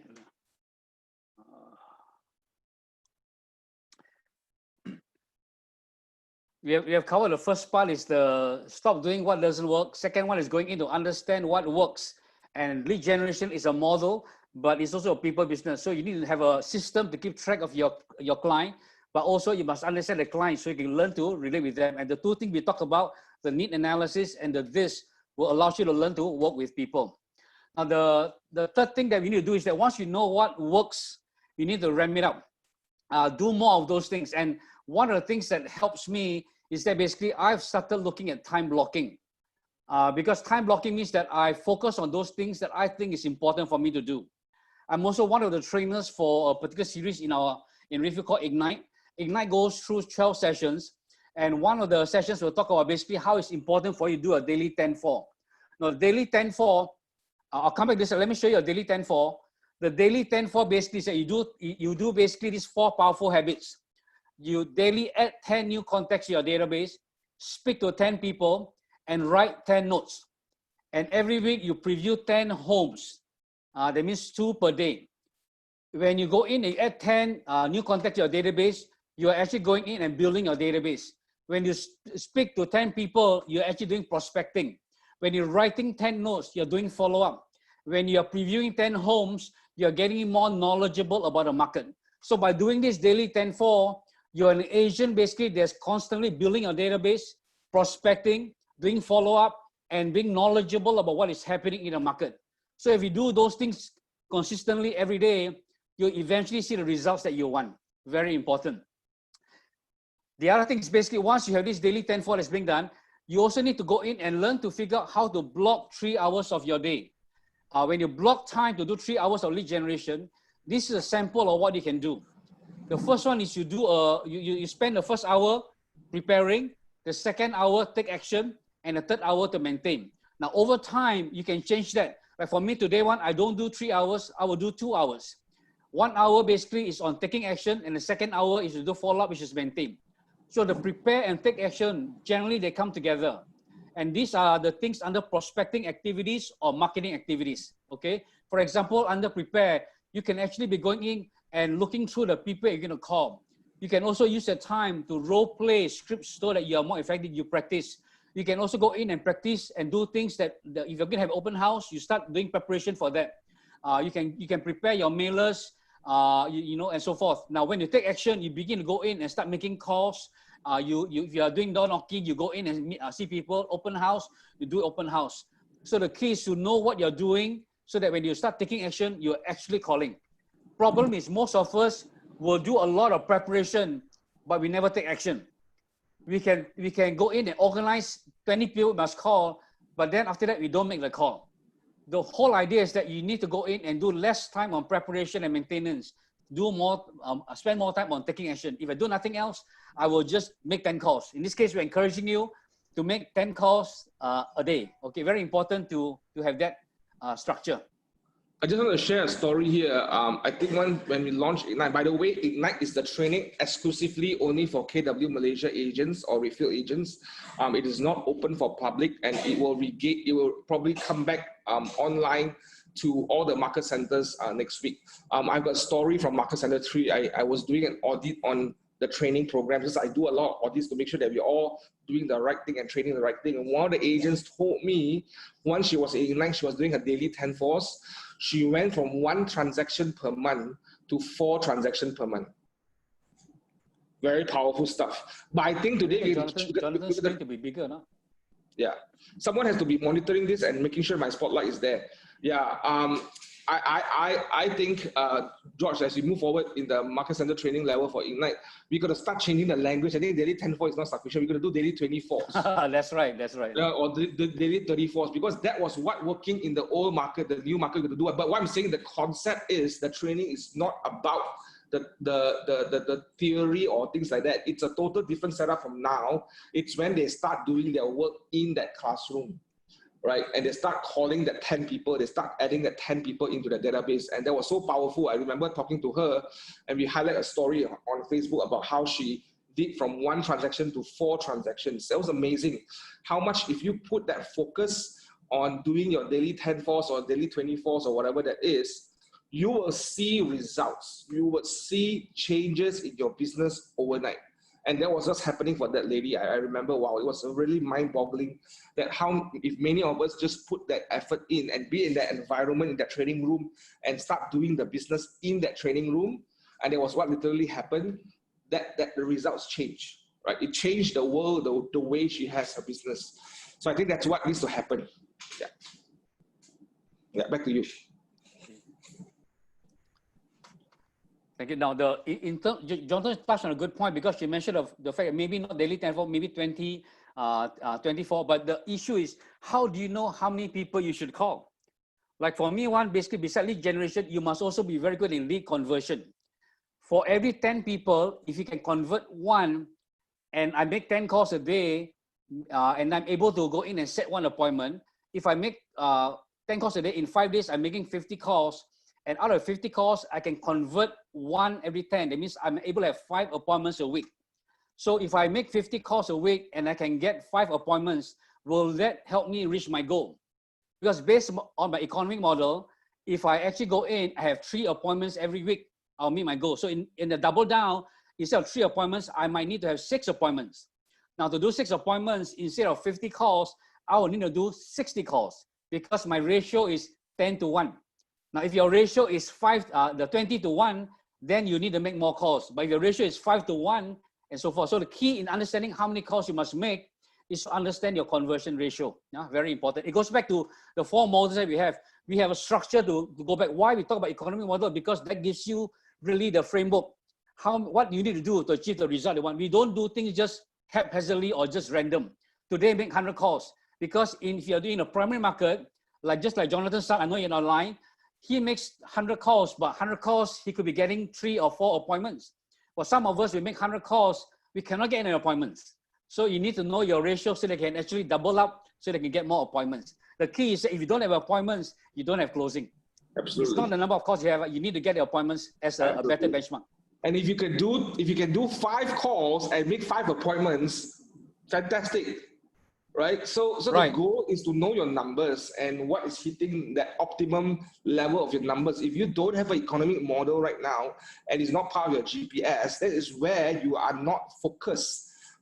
And you keep doing things that doesn't link back to something that is relevant to your business. That is why I think it's about having that visibility of your business. And you'll be very surprised as I do audit with all the agents. Many of them may not have visibilities of their business. They don't really know how many calls they must make. They just go into the day and make a lot of calls, and they find that to be very not so purposeful. And that's where the agents struggle, that it's not working. But if you make 100 calls and you make one appointment, you win. Because your goal is one appointment. But you make 10 calls and you make 2 appointments, you win because you make 2 appointments. So the goal is not about how many calls you make. The goal is about what is helping you achieving your goals. Right? I hope if you are following through with us from last week to this week, you will probably understand what we are trying to say, because that's really the whole $1 million real estate agent model that Gary Keller wrote 25 years ago. So back to you, George. Yeah, thanks a lot, John. Yeah.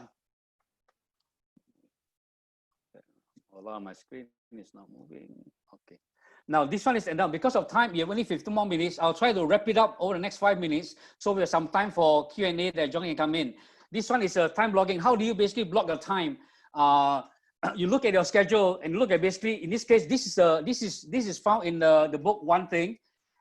Gary Keller says this: there are 3 things that's very important that you need to do. When you time block, what are your priorities? For his priority is basically he always block first his vacation time. Once a month one, he'll block it, basically the Friday, Saturday, Sunday. That particular weekend one is for his family. The second thing one, he will block his lead generation time. That means basically from Monday to Friday, from 8:30 to 11:30, that is the time that he do his lead generation. The third thing is that he'll block off basically one hour a week for planning. So once you block in the time, you can begin to fill the calendar with other things. The fourth thing that he said he'll block in, just in case, for if you're working with leaders or you have a team, you also must block in an extra schedule, maybe another hour to work with a team. So basically you know how to coach them through. So a lot depends on your priority and how you do the things that is important. Let me share another example now. In this chart here, you look at the role of discipline and achievement. The main issue for us in terms of time blocking is that basically we'll say that I'm not a disciplined person. That in the book One Thing, it debunked the myth of discipline. It's saying that we cannot be disciplined all the time, but we need selected discipline to help us. Once we have established the behavior or habit, it takes less discipline to actually work it. And this chart shows that the discipline over time, once you go in and cultivate a habit, then it becomes easier. I used to struggle to wake up at 6, but because I know that it's important for me to block out what is important, I've said it for the last 6 months that I wake up at 6 o'clock in the morning. Now today, waking up at 6 in the morning is not an issue. Because once I wake up 6 in the morning, I'll spend time to go in and do the things that's important. In this case, for me, I want to make sure I get enough time to go in and do my devotion, which is spending time with God. Then I want to go in and make sure I spend some time to make sure that I have time for myself or my family. Then I'm at work basically from 8:30 onwards, where I will do my lead generation time. In the afternoon, I'll do other things. So once you have a routine, it's easier to go and follow. But once it's set in place and the habit is in place, it takes less discipline. So again, if you want more information on this myth of discipline, get a book on one thing to help you out. Now this is another example of a calendar. If you look at your week from Monday to Friday, from 6 to 9, you can block it off. So this is a calendar we encourage the people at Ignite to do. In the morning could be your wake up time. Then you have some things to do, certain things. And then from 9 to 11, you block it off to do the Ignite or lead generation. And the other disciplines to follow through. So the key is you must have a calendar and you follow your calendar. The key is that if it's not in your calendar, it doesn't exist. So most of us go in and don't put in. Start living your lives according to your calendar by putting those things that are important first. The most important thing for agent to do today in this time is to double down on lead generation. So lead generation must be in a calendar, whether it's 1 hour, 2 hours, 3 hours, or 4 hours. You decide and you do it consistently. Okay, one more chart to help you. Now, inconsistently generation versus consistently generation. Most of us, our lead generation is inconsistent. That means sometimes we do it, some days we don't. Because our lead generation is inconsistent time, our closing is also inconsistent, the first chart there. The second chart at the bottom says consistently generation. You're doing consistently 1 hour every day, and you'll see your closing sale begin to go up. The key is to have a routine that's consistent. I'd rather you do 1 hour consistent every day rather than doing 3 hours or 4 hours once a week. There's the inconsistently generation. So I hope that helps, because time blocking what is important to you and have a routine that is consistent. Don't set a goal that's too high. Start with 1 hour, eventually increase that, and that will help you. Okay. One of the things I want to add here is a lot of us enter this industry thinking that this is a flexible industry. I want to be there is some flexibility there. It's true. You can plan your time, but it is not a free for all, do whatever you want kind of industry. If you are in this market and you're in this business with this mindset, this shift, if you still think like that, you are not going to sustain. I will tell you, you will not sustain. You cannot have a flexible schedule, a flexible thinking in terms of your business. I always tell people, if you are thinking of a flexible business, you will get flexible income. But your expenses is not flexible, it is fixed. If you want to earn fixed income, you got to fix your time. There is no such thing as flexi hours, flexi time. You can time block. You can say, you know what, I choose to do lead generation at 5 o'clock in the evening, so be it. That's the flexibility you have. You can plan your time according to your life, according to situation you are in. Read the book, one thing, if planning is a problem for you, but it is not flexible. Please do not go and think that this business is super flexible. It is not. It is one of the busiest business to be in. You are talking to people, you're showing houses on weekends and Sundays and Saturdays and Sundays. It is not flexible, but it has the freedom for you to create your own opportunity. There's a difference between freedom and flexibility. I want to make it very, very clear. When I talk to agents from the entry level, when they enter this business, I always tell them, if you think this business is flexible, you can do whenever you want, get out of this business. This business is not for you. This is the busy business. It takes a lot of time, a lot of effort, a lot of learning, right? So everything is time blocking. So learn to time block. Don't think that it is flexible. I just want to bring that out there right now, especially right now in our situation. You got to double down in what you do. Okay, I'll pass the time back to you, George. Is there anything else you want to cover? Just one last time I want to share with you.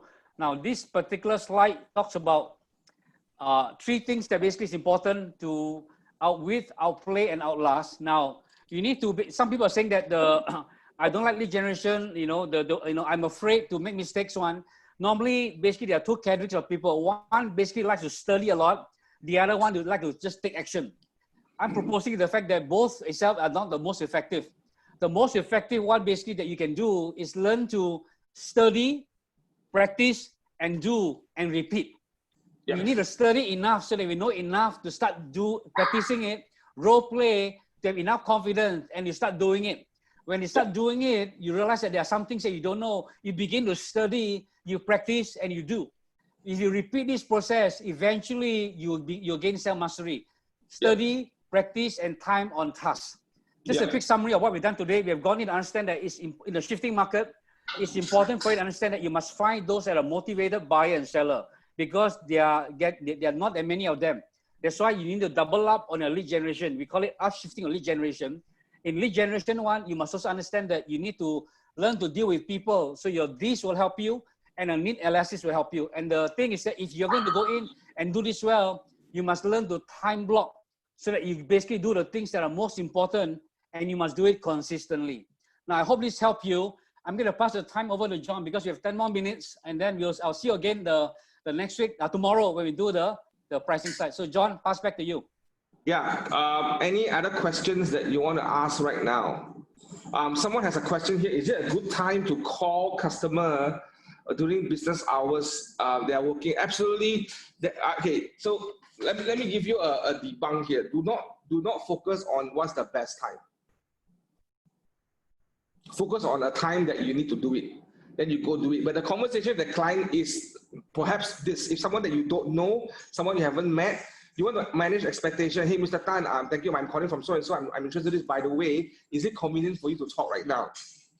If not, can I call you back tomorrow at 4 o'clock or Thursday at 5 o'clock? Give them a choice. Or would you prefer me to call you on Saturdays? Or would you prefer me to come and have lunch with you? Now, having lunch with them without meeting them is probably, that's very far-fetched, but you need to think about giving them alternate choices and asking them for the right of their time to spend with you.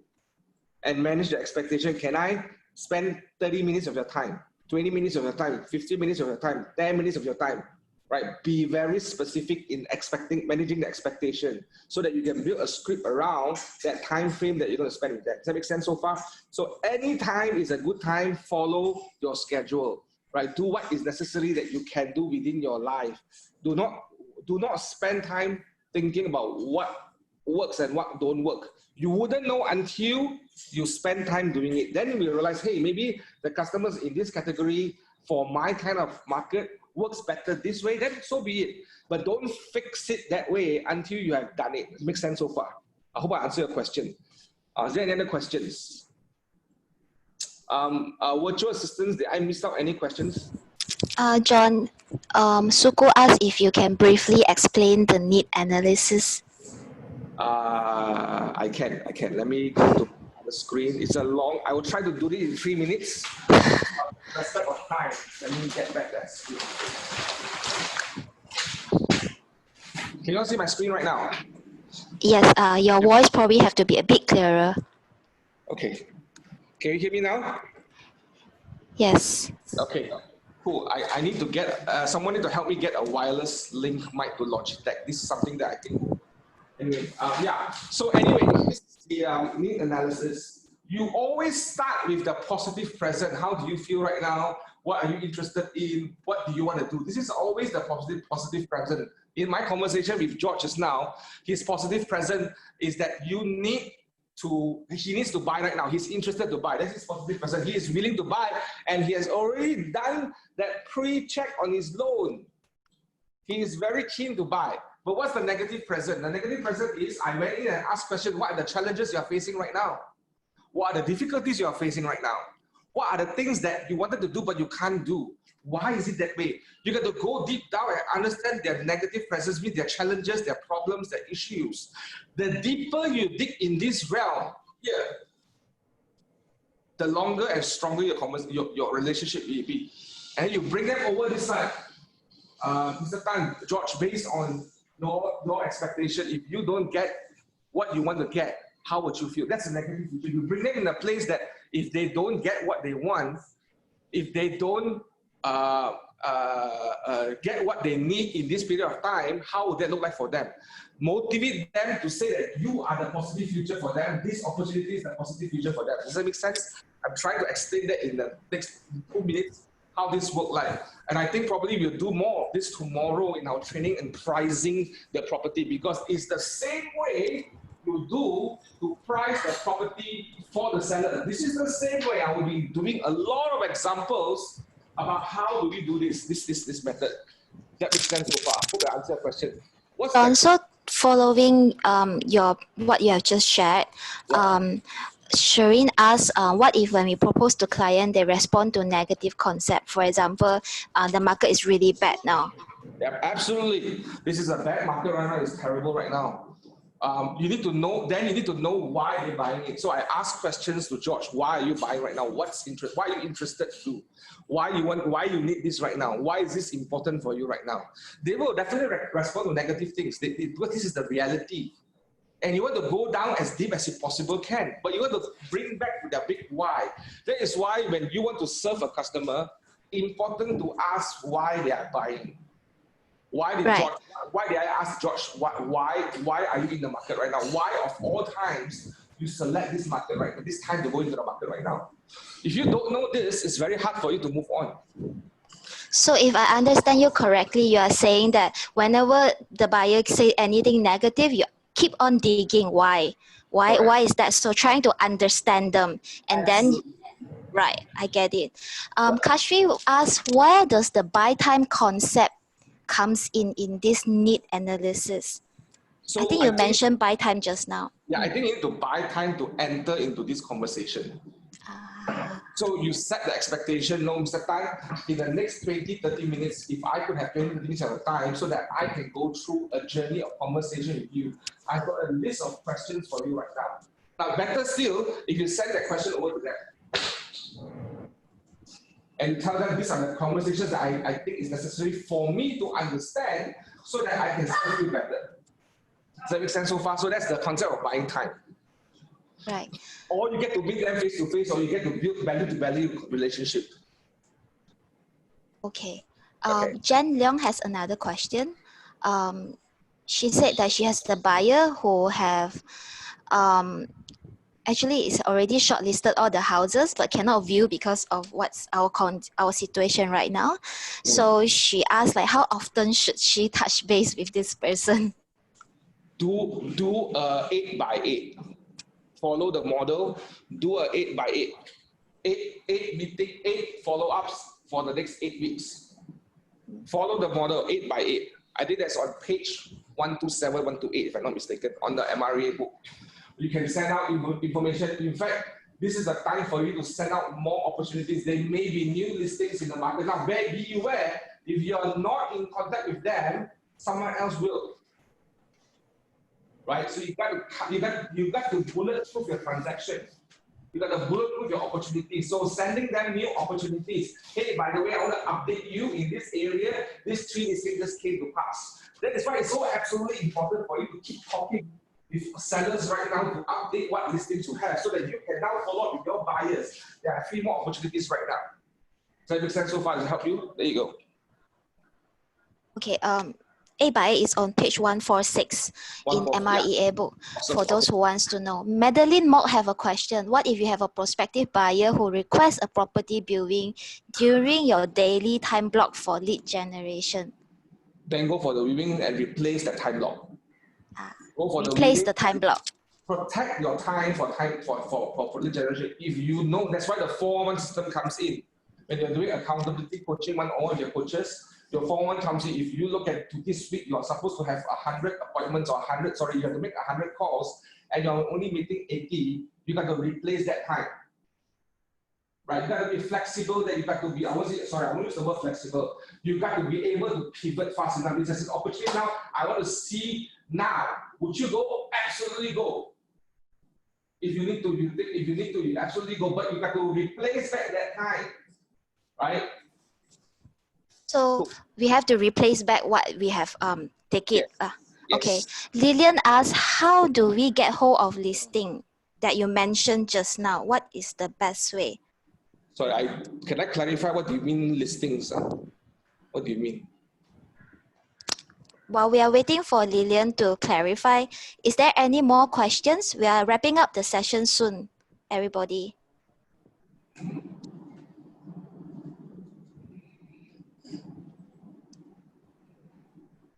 There's a very interesting aha from Robert. I think he says people are saving money, saving bills by prospecting through Facebook. And they actually get survey before they make actually. So when you get a lead from Facebook, always have questionnaires. Now, those who actually came into our training, you will have to fill up a questionnaire, right? So have that perspective so that you know your audience and how you should be addressing them because you have the questions ready. Yeah. Mentioning your talk earlier, least listing leverage. How do you get listings? You need to absolutely be clear what's your GTA. Look at GTA. GTA, geographical target area. If you are in the business today, if you don't have a specific GTA, your business will not sustain in the long run. Or if you don't have a niche, for example, I'm only an expert in industrial properties. That's a niche. You got to find a niche. All of us can only add value when we are so-called specialized in certain things.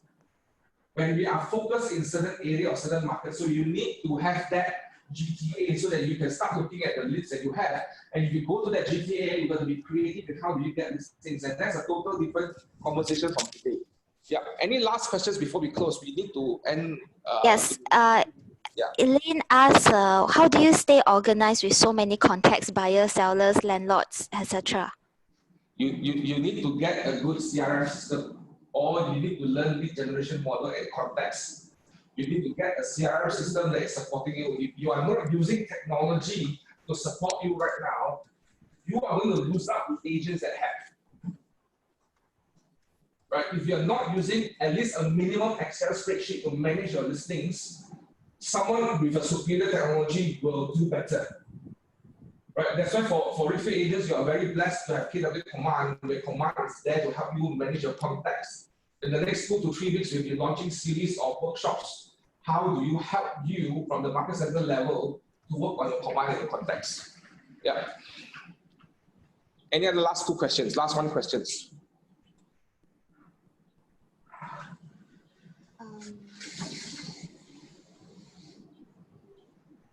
Sample question to ask customer at post future. Positive future. Right. Would I be the solution for you right now? Is this relationship going to help you get you where you want? Would I be able to do this for you if I fulfill your conditions right now? Do you think we can be in a relationship right now? That's a sample of a positive future questions. Now, I think we are all running out of time. I just want to highlight that you have another session tomorrow on pricing your property ahead of the market. That's tactic number 7 in shift. If you have any questions, please get back to our agents. Our help on these links here. If you're interested to buy books and all that right now, please look at the chat box, and there are links for you to sign up for trainings tomorrow. Now, let me tell you this, guys. Even though on schedule, our training is only until tomorrow, we have a host of training coming up all the way until the end of MCO. We are actually expecting potentially MCO to be potentially extended even after the 14th. We are preparing for that. So there will be trainings on 33 touch points. There will be trainings in both Mandarin, Bahasa, English as well. So stay tuned. Can someone share our Facebook page here right now? Our Facebook page here right now on the chat box, so that The link is on the chat box. The Facebook page? Yes. Okay, please like the page so that you'll be updated on the latest training modules that we have. I need to leave right now, but thank you very much for spending your afternoon with us. I will see you at the next training tomorrow. Thank you. Bye.